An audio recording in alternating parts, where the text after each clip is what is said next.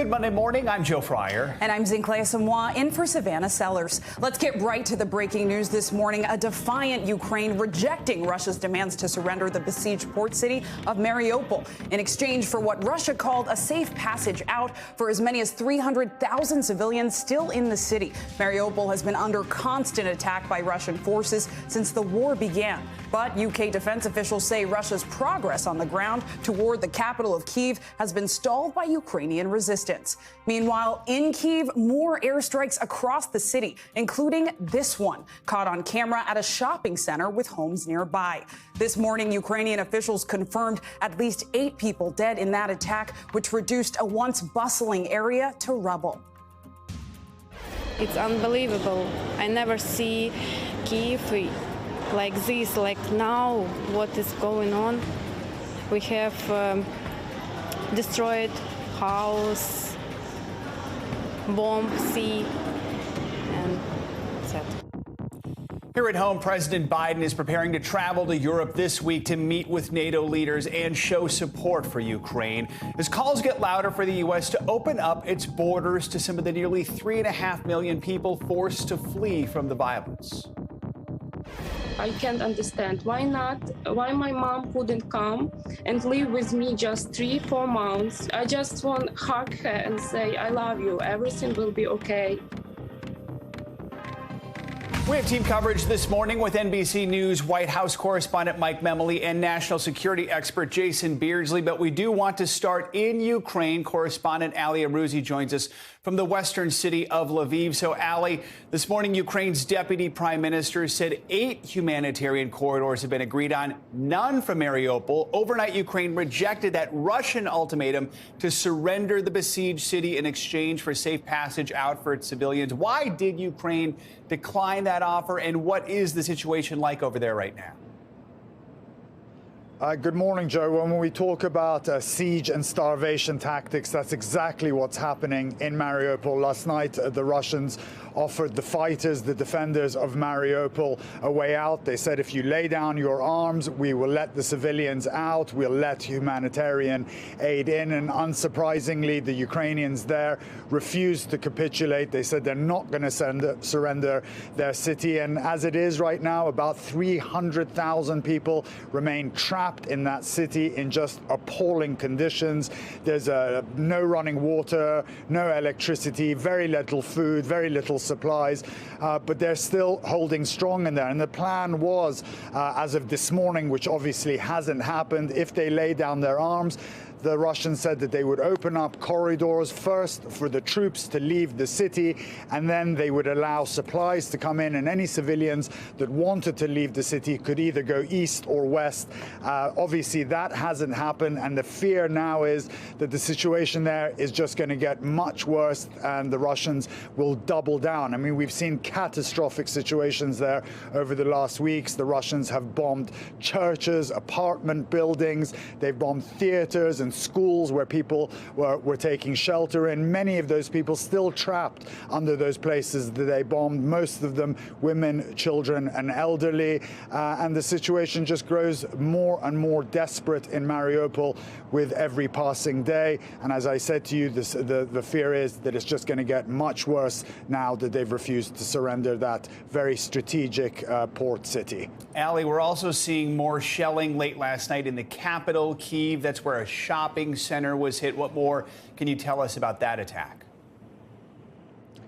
That's right. The Russians hit a shopping center in the center of Kiev last night. We're hearing maybe 7 or 8 people were killed in that attack. The mayor of Kiev has also announced another curfew going into place, another 35-hour curfew to try and protect the people of that city as the Russians try to surround it. But their advances have stalled. They've been plagued with logistic problems. They've taken heavy losses. And their plan, obviously, in Kiev is to do the same thing that they've done in Mariupol, to surround it, to siege the city and starve the people into some sort of surrender. They haven't been able to do that now. So again, the fear in Kiev is that they will start hitting more and more civilian targets to try and bomb the civilians into submission. They've already been terrorized there, but the residents of Kiev are holding strong, and that's, of course, where President Zelenskyy is based, and he keeps giving messages out of Kiev, which provides a lot of moral support, not just for the troops in this country, but just for the regular citizens who are all trying to do their part in this war effort. Just to know that their leader is still there and not leaving. Ali, while I have you, I want to ask you, before this conflict broke out, Ukraine's government had faced some accusations of silencing opposition. An opposition leader was put under house arrest. Some opposition TV stations were shut down. Well, yesterday now, President Zelenskyy announced the suspension of 11 opposition parties with alleged ties to Russia. That includes Ukraine's biggest opposition party, which has 44 seats in parliament. Some critics might say these are the kind of moves that Russia or other authoritarian regimes are usually accused of. What is Zelenskyy's justification for this? What's he saying about these moves? That's right, Joe. And most of those parties, those 11 parties you mentioned, are fairly small, but there is one large party that has 44 seats in parliament. And he's saying that he has done this because those parties are trying to cause divisions and splits within Ukraine, that many of them are colluding with Moscow to try and weaken Zelenskyy's government. He's also said that he's trying to streamline all the media onto one platform here so that the message is unified and they can't be splintered with, again, collusion from Moscow trying to infiltrate the media here. But of course, Joe, it's a risky move. The Russians have already criticized him, making sarcastic comments that that'll get him closer to the West in Europe. And nobody in Europe has said anything yet, but these may be some of the obstacles that critics of Ukraine joining the European Union might use to say, look, this is why Ukraine can't join the European Union, because they're being not entirely fair on other political parties in this country. But there hasn't been any criticism by the Europeans yet, and certainly no criticism by the Ukrainian people, who seem to support him wholeheartedly. All right, Ali Arouzi in Lviv. Ali, thank you so much for your reporting. National security expert Jason Beardsley joins us now for more on Ukraine. He's the National Executive Director at the Association for the U.S. Navy. Jason, good morning. I want to ask you about what we're seeing in the city of Mariupol right now. Ukraine has rejected a Russian demand to surrender the city, and as of this morning, the Russian military has forced out thousands of people. Is the situation in Mariupol a sign of what's to come for larger cities like Kiev? What are you watching out for as this unfolds in Mariupol? Well, it's a great question. I appreciate that. This is what the Russians, I think, would like to portray as a sign to come. But Mariupol is a distinct city. It's small. It's right on the water. So they've got supply routes, which is not very far from actual Russian proper territory. So 400,000 or 500,000 people within the city.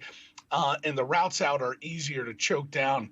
This gets much, much more difficult when you have cities like Zaporizhia or Dnipro or up in Kiev, as you've seen. So even though I think the Russians would like to make this an example of where they want to go if Zelenskyy does not capitulate, it is not quite that easy. So the Ukrainians are tough, and they're resisting, and they did the right thing by not capitulating the city. But I do anticipate that this will cause Russia to react in the way we've seen, extreme bombings and actually shelling of civilian targets. This is not good. It's not a good place to be in this conflict at this point. And you say it's not good. We know new research from the Institute for the Study of War shows Russia's invasion is reaching a deadly stalemate. And, quote, they say if the war in Ukraine settles into a stalemate condition, Russian forces will continue to bomb and bombard Ukrainian cities, devastating them and killing civilians. That is an incredibly grim outlook. What do you make of this assessment, even if Russian forces continue to only make small gains? Is this the worst, or will more come? I think this is as bad as it's going to get. Russia, this ends with negotiation at the table. This will end in that place in some form or fashion. So before Russia gets there, before Vladimir Putin is backed up to the negotiation table, he wants to create as much leverage as possible. The way he's doing that is to convince people that this is going to be the case rolling forward. So what Ukraine can do to sort of tilt the tables in its favor is to continue to attack these artillery positions.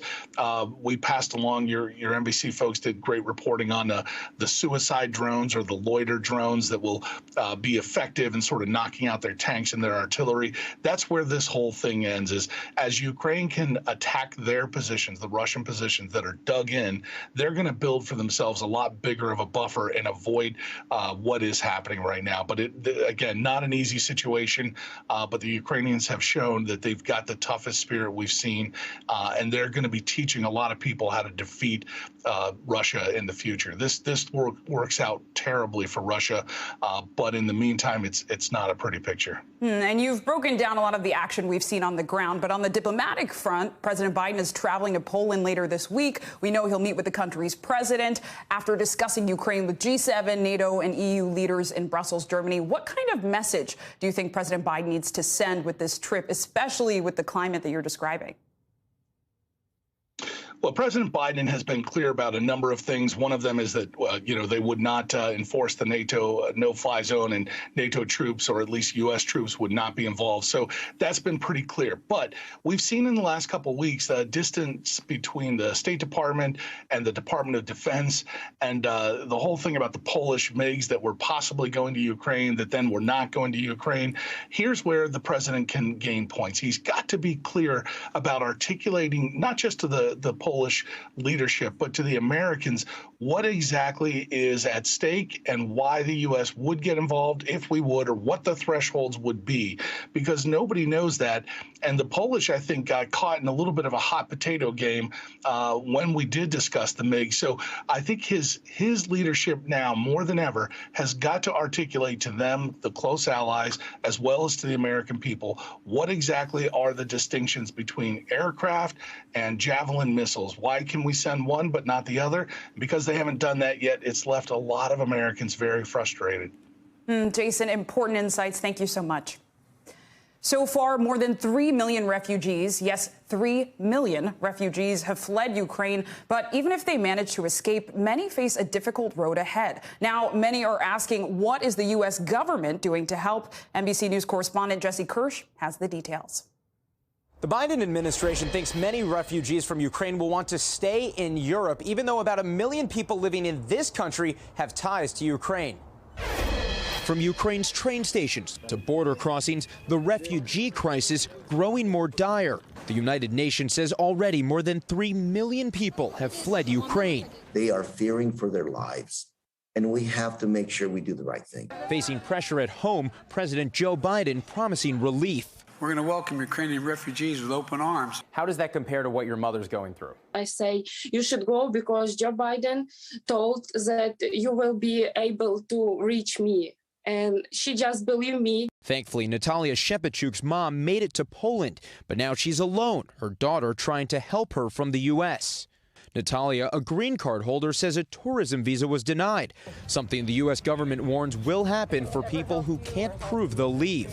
I can't understand why my mom couldn't come and live with me just 3-4 months. I just want to hug her and say, I love you. Everything will be okay. And Natalia doubts the U.S. refugee program will be any faster. Under former President Donald Trump, refugee admissions were cut to 15,000 in 2020. President Biden raised that number to 62,500. The Trump administration just eviscerated the whole infrastructure, brought the numbers of refugees admitted down to almost nothing.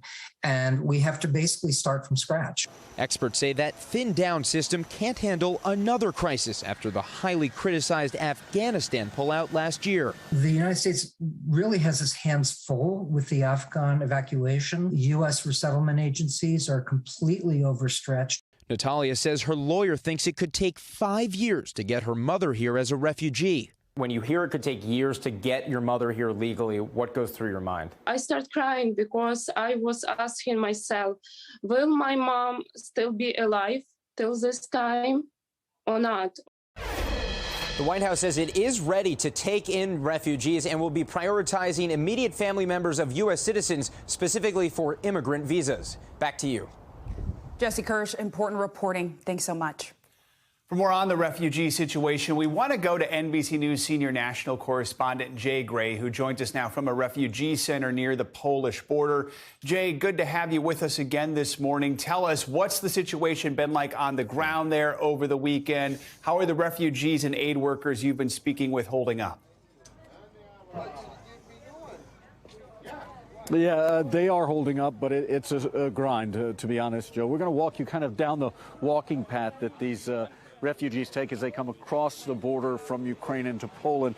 And I can tell you, people are coming through in waves, and you can see it's crowded here, not only with those making the trip, but those offering help, volunteers, and of course, so much here for these families that are walking some 2 and 3 days to get here to take advantage of a hot meal, some fruit, clothes, blankets, medical attention if necessary as well. So while it is tough going into the 4th week of what's happening here, you continue to see just the gratitude on the faces of those families who are making this trip and making it to here, but realizing that their journey is still far from over, Joe.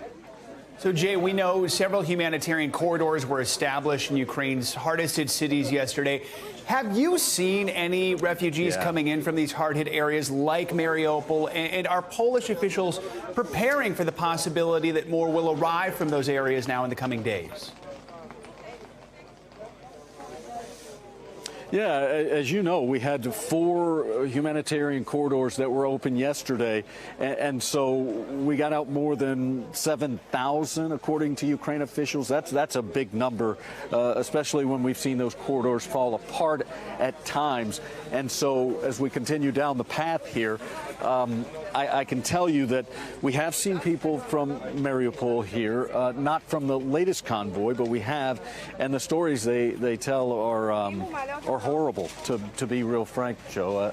These are people, often a mom with young children, who have been through the horrors of war, that have dodged bullets and bombs literally to make it to this spot.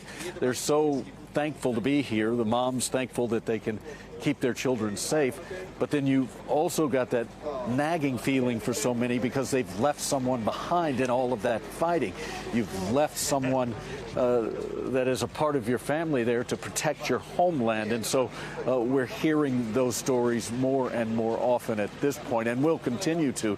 As you guys have talked about, the UN says there are more than 7 million still in Ukraine, trapped there with no place to go. You've got to figure a lot of them are trying to get to border areas like this one, Joe. We're just seeing the kindness on display as you walk along that path there, Jay. Very quickly, I want to ask you, President Biden is expected to travel to Poland at the end of the week as part of that big trip to Europe. What will that mean to some of the refugees there, if anything? I think it'll mean a lot. I've asked a few about that, and they've talked about the involvement of the U.S. and how thankful they are, how proud they are that not only the U.S. but the world recognizes what is going on here. And him making this trip, I think, will be very important. In the big scheme of things, will it change things dramatically? No. But anything that can bring a smile or a sense of hope to these families that are making this trip is vitally important. Jay Gray, as always, we appreciate your reporting from the border there. Thank you so much. Now, as we just said, President Biden will set out on his first foreign trip of 2022 this week. He's going to meet with leaders from NATO, G7, and the European Council countries to discuss the crisis in Ukraine. That's right. And the head of NATO was on Meet the Press yesterday with a preview of the summit and the new reality facing NATO nations.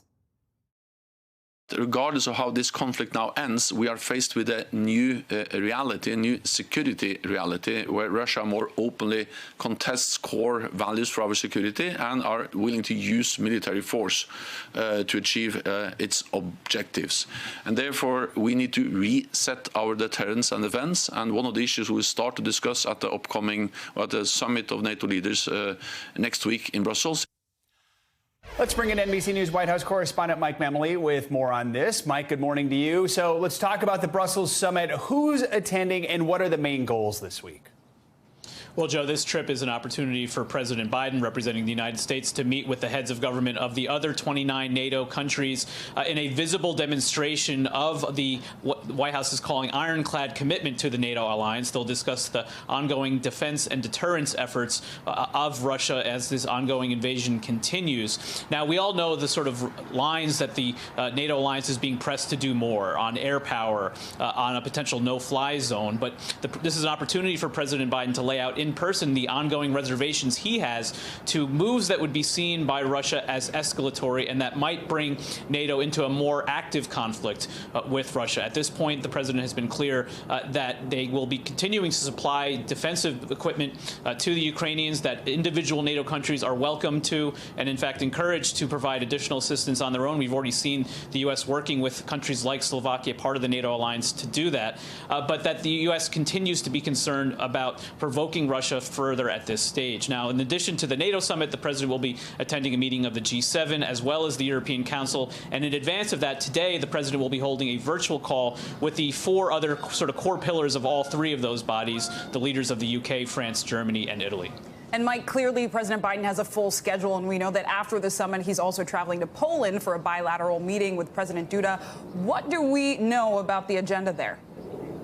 Yeah, exactly. Obviously, the president's trip to Brussels, we had been reporting on for most of last week. This stop in Poland was just added officially by the White House last night. Now, Poland is our most significant NATO ally that's really on Ukraine's doorstep, on Russia's doorstep. And so they have among the most significant concerns about this conflict should it escalate further. So that meeting with President Duda, another important opportunity following in the meeting with Vice President Harris just a few weeks ago to really reaffirm our commitment to Poland's security as well. And you just talked about this with Jesse and with Jay, the refugee crisis. Poland is really on the front lines of that as well. And the White House saying that President Biden will also be discussing ongoing efforts by the U.S., by the West, to support the humanitarian crisis that's now unfolding. And Mike, Poland's prime minister says he plans to formally request a NATO peacekeeping mission into Ukraine at the next NATO summit. There are fears this could really potentially escalate the situation there in Ukraine. Quickly, are there any signs the U.S. would participate in this mission, or on the flip side, potentially block it?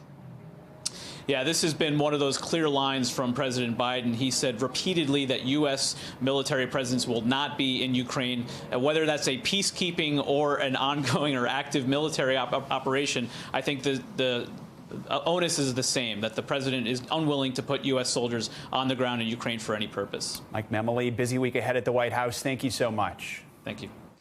Judge Ketanji Brown Jackson will make history today as the first black woman to ever undergo a confirmation hearing to become a Supreme Court justice.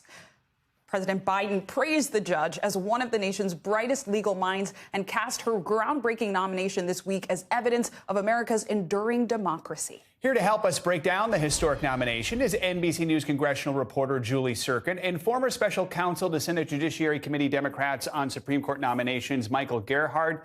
Good to have both of you with us. So, Julie, we're going to begin with you. Judge Jackson was nominated just last month. Remind our viewers who she is and what we can expect to see today on day one.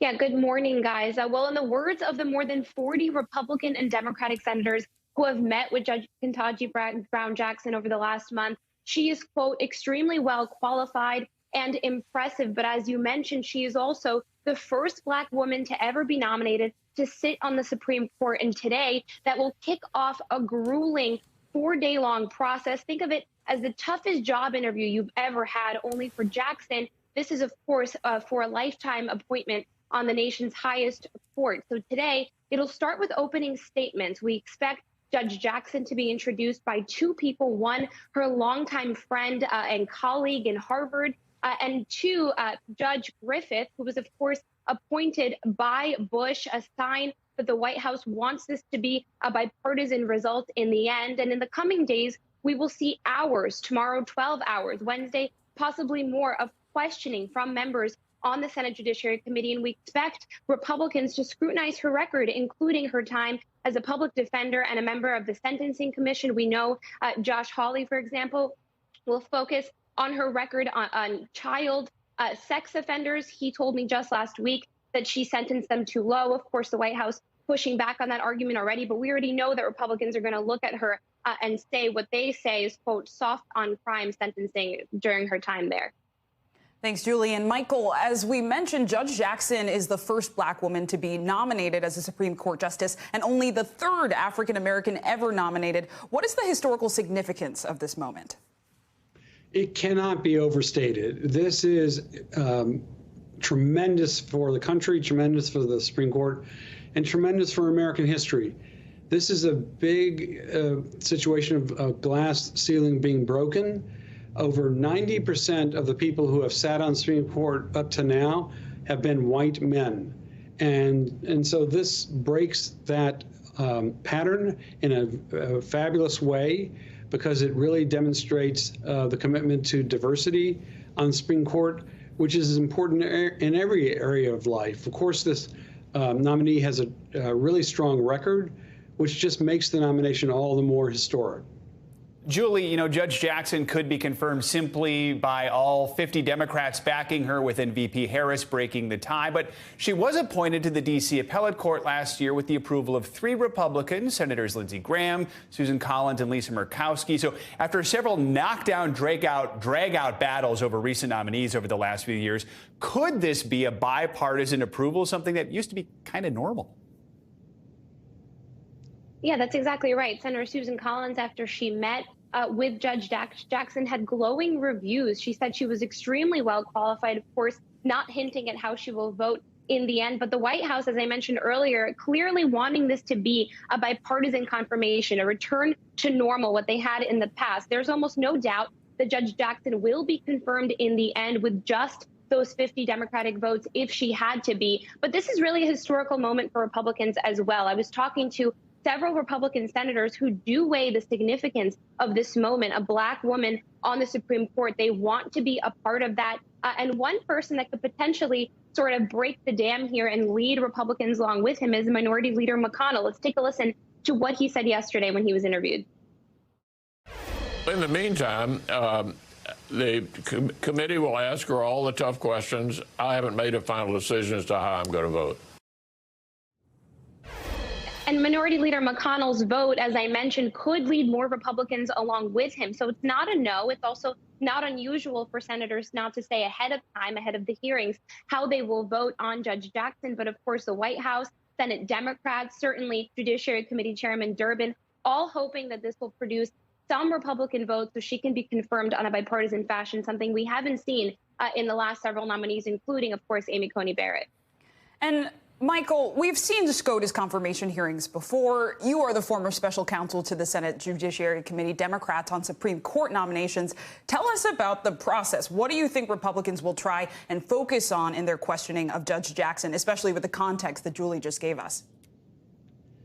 A lot of this has already been scripted, and so we can expect certain kinds of questioning and certain kind of statements from Republican senators. We've already heard it today, and it has to do with the argument they're going to make that she's soft on crime. They'll also argue she's too liberal. And these are actually statements that are also code, because I think a lot of what's happening here is an effort by Republican senators simply to stop an African-American woman from making history. Every time there's been a groundbreaking nomination in the Supreme Court, there's been tremendous pushback, and the pushback always takes the form of saying the nominee's too liberal, too outside of the mainstream. I think that's going to be very difficult, if not impossible, to argue here, because this nominee's been a judge for nearly 10 years. She's got a great record as a judge, and so I think that makes they're going to try and paint her as, again, outside the mainstream, too liberal. Julie Serkin and Michael Gerhardt, thank you both for setting the table here on day one of hearings. We appreciate it. In other Supreme Court news this morning, Justice Clarence Thomas is hospitalized with flu-like symptoms. The statement from the court says the 73-year-old was admitted Friday night and has been receiving antibiotics to treat an infection. The court also said Justice Thomas's symptoms were improving and he could be released in the next few days. He'll participate in cases he might miss by using briefs, transcripts, and oral arguments that can be delivered. Welcome back. More of our coverage on the war in Ukraine coming up, including the plight of foreign nationals struggling to get out of the country and the shocking video appearing to show one official kicking black students. But first, here are some of the other stories making news this morning right now. Breaking this morning, China's Civil Aviation Administration says a Boeing 737 plane carrying 132 people has crashed in the southern part of the country. NBC News foreign correspondent Janice Mackey-Frere joins us now from Beijing for the latest. Janice? Zinkley, we don't know a lot about what's going on right now. Rescue workers are beginning to reach the scene. There are some videos that have emerged, but still few details about why the plane went down.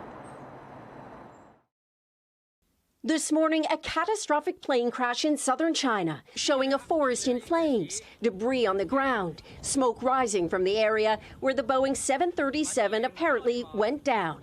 Chinese state media sharing pictures of the aftermath. China Eastern Flight 5735 left Kunming Airport just after 1 p.m. here, heading over the mountains of Yunnan province toward Guangzhou, what was supposed to be less than a 2-hour trip. But the plane abruptly lost speed and altitude about 130 miles out, according to flight data. China's Civil Aviation Authority said radar contact was lost. Authorities confirm 123 passengers and 9 crew on board. Emergency crews now scrambling to reach them. China Eastern Airlines turned its website dark, with so little known about survivors. It's China's worst airline disaster in over a decade. The country has a good aviation safety record that officials have credited to newer planes and strict flying rules. The China Eastern plane was a Boeing 737-89P that was just over 6 years old. For now, there is no information on the cause. Boeing has faced issues in the past over different planes. Its 737 MAXs, which were temporarily grounded in 2019 and 2020 after crashes. China's President Xi Jinping has issued a statement saying he's shocked by the crash. He's ordered extra workers to the scene. They're expecting about 500 in those rescue crews to arrive by tonight. Boeing here in China says it's still waiting to get some information so they can piece together with the flight data to get a sense of what happened. China Eastern is saying that in the meantime, it's going to ground its entire fleet of 737-800 aircraft. But of course, the information that people are most waiting for is on survivors. And in that regard, people are preparing for the worst. Yeah, Janice, we'll definitely be keeping those passengers in our thoughts and prayers. Thank you so much. We're keeping an eye on a developing story in Arkansas where one man was killed and 27 people were injured in a shootout at a car show Saturday night. Arkansas police said 2 people got into a gunfight at the show, injuring bystanders. 6 children were among those who were injured by the stray bullets. Police have not provided details about the reason the 2 suspects began shooting at each other. One person is in custody on unrelated charges at this time, and police say they are still searching for the suspects connected to the shooting. Now to the spread of the Omicron subvariant BA2 in Hong Kong. After weeks of quarantine under China's zero COVID policy, the region is loosening its COVID restrictions as cases begin to drop. Travel bans in 9 different countries will be lifted on April 1st, and residents will only need to quarantine for 7 days instead of 14 when returning from overseas. But in other parts of China, the variant continues to disrupt the lives of millions. President Xi is now taking another look at China's COVID policy, urging officials to find a way to reduce the impact of COVID on jobs. Meanwhile, the U.S. is seeing an increase in BA2 cases. The variant now accounts for 23% of cases in the country, a sharp increase from just last week. Officials say the variant could lead to an uptick in overall cases, but officials also add there is no need to panic over international surges. NBC News medical reporter Erica Edwards joins us now for more on the latest COVID news. Erica, good morning. We've been following the rise of the BA2 variant overseas for some time now, but Dr. Fauci now says he doesn't expect to see that kind of surge here in the U.S. First, let's take a listen. It does have an increased transmission capability. However, when you look at the cases, they do not appear to be any more severe, and they do not appear to evade immune responses either from vaccines or prior infection. Hopefully we won't see a surge. I don't think we will. The easiest way to prevent that is to continue to get people vaccinated. So break that down for us. Why does he believe we won't see a surge?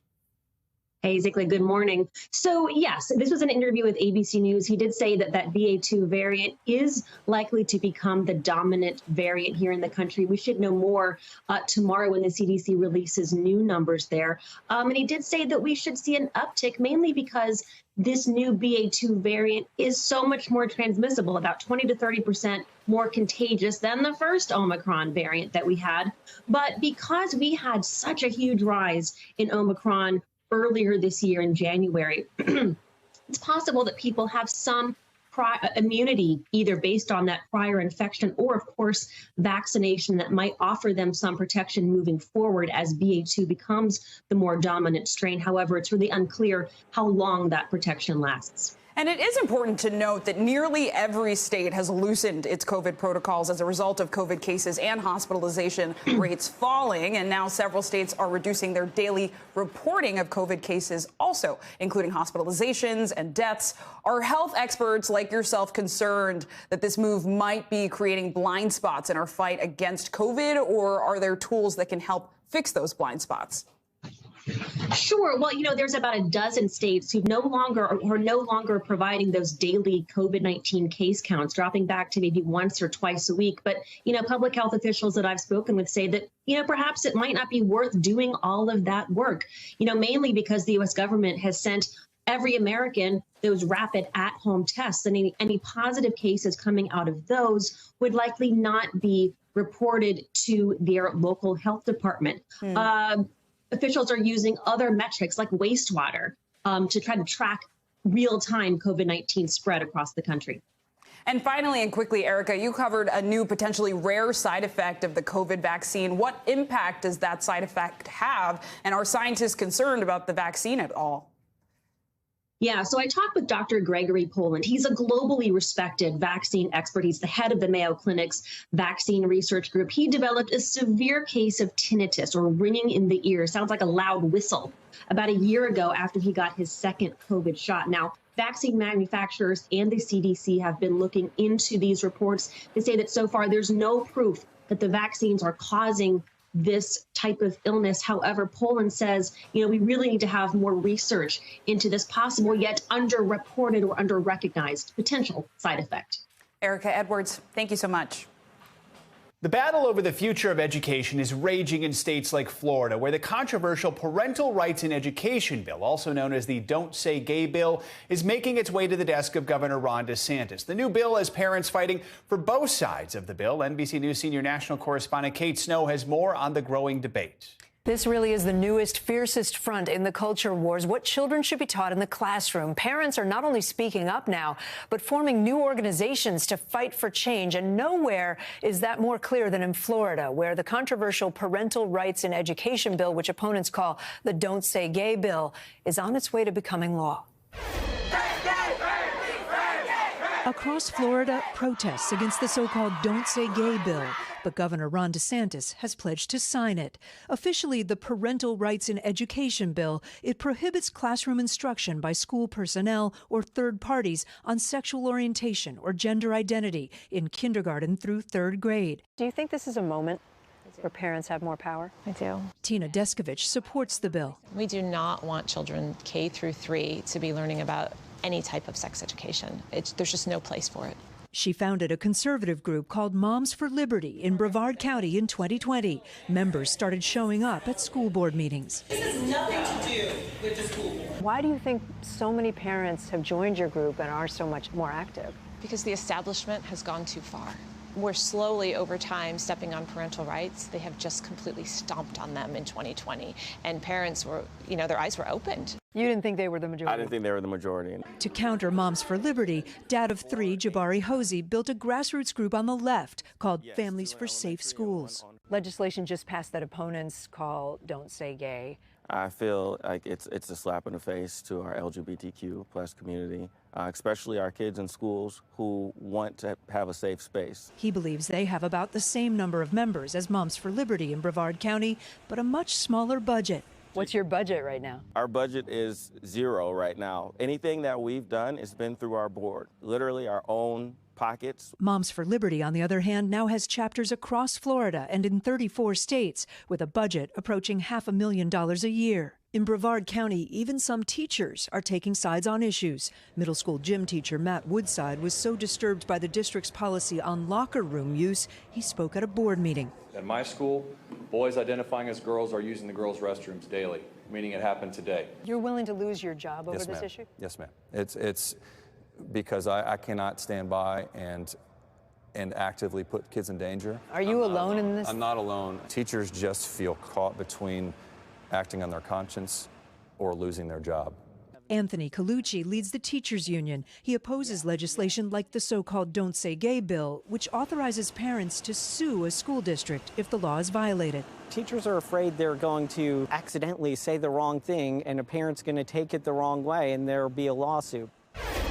Brevard County, Florida, just one example. We could have chosen many others of educational issues really being politicized in this midterm election year.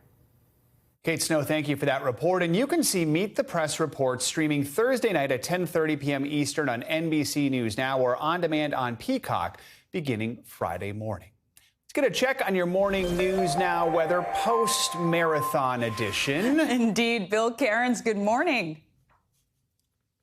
Good morning. Half marathon. Let's show you. Half's a lot easier than a piece full. Of cake. So, piece of cake. Oh. Yeah, I can do the stairs. Yes. I can do the stairs today, you know. Usually after marathons, it's a little difficult. So, yeah, good morning, you guys, and a happy spring. And unfortunately, with spring comes severe weather. And this is going to be a week all about severe storms. We will likely see 1, maybe 2 tornado outbreaks this week. Tuesday looks like a definite uh-oh type day, like pay close attention. So let's get into it. The storm that's going to cause all the problems is in areas around New Mexico and Arizona right now. It's going to swing towards Texas this afternoon and this evening. The moisture is already increasing coming off the Gulf of Mexico. You're going to see some of those rain showers between San Antonio and Houston. Around 5 to 6 p.m. looks like when the storms will form in between Dallas and San Antonio. And then those storms will go all the way through East Texas. That area of orange is an enhanced risk of severe storms. We will see a possible strong tornado or two even today. And again, damaging hail, large wind. And then tonight, the storms don't really weaken that much.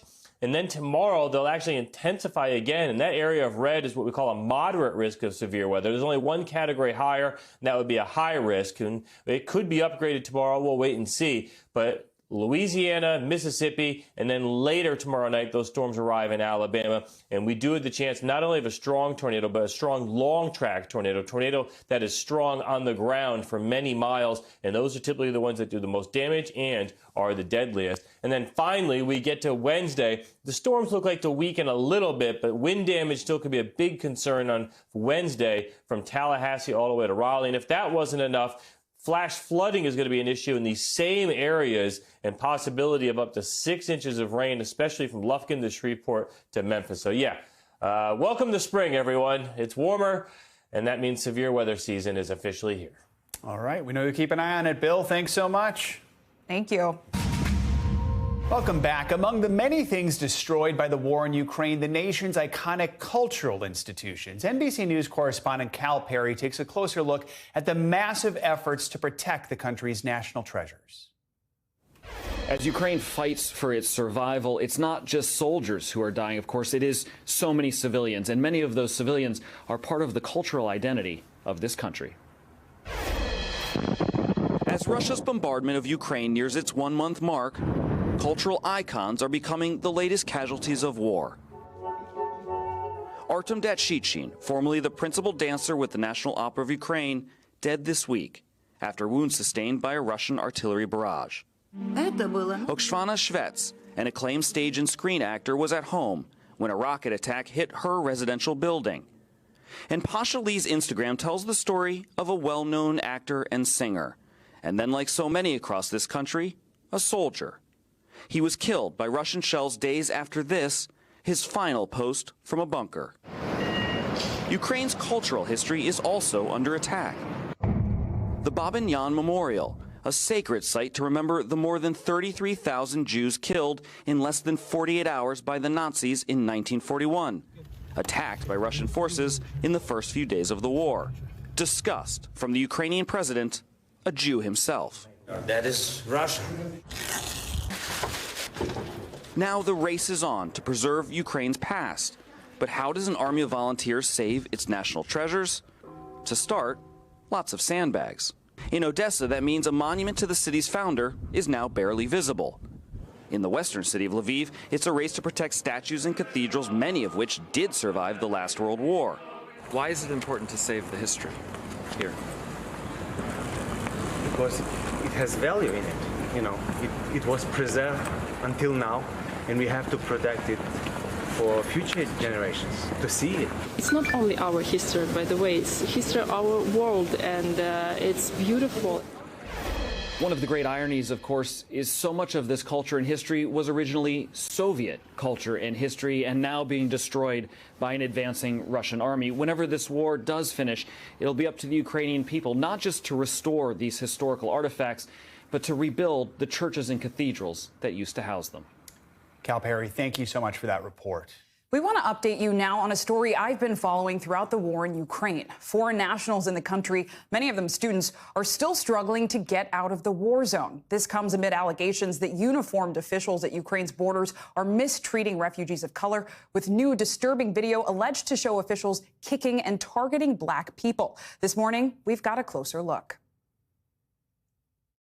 Over 90 Africans and foreign nationals trapped in Ukraine, according to a student on the ground and rescue groups, over 20 days into Russia's invasion. Now, students in Kherson are risking their lives, demanding an evacuation route. Tanks have been moving, and the next thing we hear rapid shooting close to us. So it's really, really terrible now. Trapped students like Jerry Kenny pleading with their governments for assistance. Please, these children needs your help now. In war-torn Kherson, this video appears to show people in military uniform seen fighting for control of the region. When the war started, we ran individually, like running for your life. But after individual escape attempts failed, he says foreigners in Ukraine banded together, at least 14 nationalities represented in his group. According to a U.S. senior defense official, Kherson, located near the border of Crimea, was invaded and taken over by Russian forces. How dire are the circumstances right now? The last missile of the land close to where we stay, our basement, was just 15 meters. Kenny says foreigners in Ukraine, including children and a pregnant woman, are falling sick from cold, lack of meds, and harsh conditions, seen in this video taken by Kenny, sent by a third party to conceal his location. Danielle Onyekwere and Fumi Adale Oladeo started the aid group Diaspora Relief to help stranded foreigners in Ukraine. They're trapped, they're kids, they're going through depression, and these are kids that are waking up to bomb. They're in touch with around 100 students spread out in the region who sent them these photos of grim conditions while in hiding. As for other refugees of color who have attempted to flee, this video shows alleged attacks against black students. This video at a Ukraine-Romanian border shows an official in uniform kicking black students. And here, black students are allegedly beaten up by uniformed officials screaming for help as officials fire gunshots into the air. Despite the challenges, some have managed to cross the borders, while those in Kherson continue to anxiously wait. Who needs to help you? Who are you calling for to do something? I'm calling on the United Nations, the Red Cross, and we need the world to come in now. And it's important to note, Jerry, the man we just heard from, specifically called out the UN and Red Cross. The Red Cross said that generally they are delivering aid, evacuating people with disabilities, and providing tools for first responders. The UN has not yet responded, and Ukraine says all refugees should be treated equally. Welcome back. It's time to talk money with our CNBC Money Minute, the biggest financial headlines of the day and why they matter to you. Silvana Henao is with us this morning. Hey, Silvana. Hey guys, good morning. We'll start with Wall Street because it is set to open in the red after stocks posted their best week in more than a year. The move, part of a relief rally as the Federal Reserve raised interest rates for the first time since 2018. The Dow jumping 5.5%, the S&P 500 was up 6%, and the Nasdaq soared 8%. Oil prices are rising, with U.S. crude near $109 a barrel as the European Union considers joining the U.S. and banning Russian oil imports. Investors will hear from a number of Fed policymakers this week, including a speech by Chairman Jerome Powell this afternoon. Instacart is the latest company to add a temporary fuel surcharge to customers' orders as it tries to help its shoppers offset the cost of higher gas prices. The company will implement a charge of 40 cents per order in the coming days. A spokesperson telling The Verge it will be in effect for a month, and every cent of the fee will be passed on to Instacart shoppers. The White House considered giving Americans gas cards to offset prices at the pump. But Axios reports the plan faced strong opposition from House Democrats. They say the gas cards would be expensive and poorly targeted. They could make inflation worse and wouldn't do much to lower costs. Other ideas being proposed include suspending the federal gas tax or providing a federal rebate whenever gas prices get above $4 a gallon. Guys? Silvana, thank you so much. You got it. As March Madness marches on, one men's basketball team is defying the odds and stunning the sports world in the process. That's right. This week, there was a spike in people Googling, where is St. Peter's University? NBC News correspondent Emily Ikeda reports on the underdog team that's putting Jersey City on the map. Poked away. Hannibal, the effort. Hannibal can fly. Wow. It turns out peacocks can fly better than you think. The Peacocks get back defensively. As number 15 seed St. Peter's just soared to the Sweet 16. And it's over. St. Peter's has done the unthinkable. This moment. The Peacocks in uncharted territory. Setting off an explosion of cheers back at home in New Jersey. It's crazy. I never thought this happened. It's crazy. The scrappy underdogs welcomed back to its Jersey City arena. The University of just 2,100 has never won an NCAA tournament game before. And that goes to show you can never count out the lower person, because at the end of the day, it's March. Anything can happen. In a stunning show of dominance this weekend, the Peacocks fanned their feathers. You can feel the madness. First upsetting powerhouse Kentucky, a number 2 seed, and then Murray State. Another block. And that's going to do it. St. Peter's never trailed. The weekend shaping out to be one of the greatest Cinderella stories in NCAA history. Could you have ever imagined being in this position heading into the Sweet 16? I mean, I dreamed of it as a kid. I feel like every basketball player, when they're a kid, they dream about this. And I didn't know it could come true until now. The last time a team from New Jersey made it this far was back in 2000 with Shaheen Holloway as point guard for Seton Hall. Now he's coaching the players who are shocking just about everyone in the country except for the team itself. I got guys from New Jersey and New York City. You think we scared of anything? You think we worried about guys trying to muscle us and tough us out? We do that. They're going to the Sweet 16. St. Peter's next game is Friday in Philly, but the Peacocks already standing victorious, winning over America's hearts. And they are Jersey City strong. With its bracket-busting run. Emily Ikeda, NBC News, Jersey City. We're, of course, automatically going to cheer for any team that's named the Peacocks. Of course, we're fans here. We're fans of the Peacocks on many levels, yes. Did you do a bracket? I didn't. Sports, not quite my thing, but I can pretend to cheer. Right, but I still do. It doesn't. You don't have to with the bracket. That's the beauty of the bracket. Is like you can know nothing. I didn't do it either. Okay. I was like, how are you doing? Okay. I didn't have time, so we're not the ones to ask about the bracket. All right? No, we'll stick with news. Yeah, exactly. All right, that does it for this hour of Morning News Now. But the news continues right now. Thanks for watching our YouTube channel. Follow today's top stories and breaking news by downloading the NBC News app.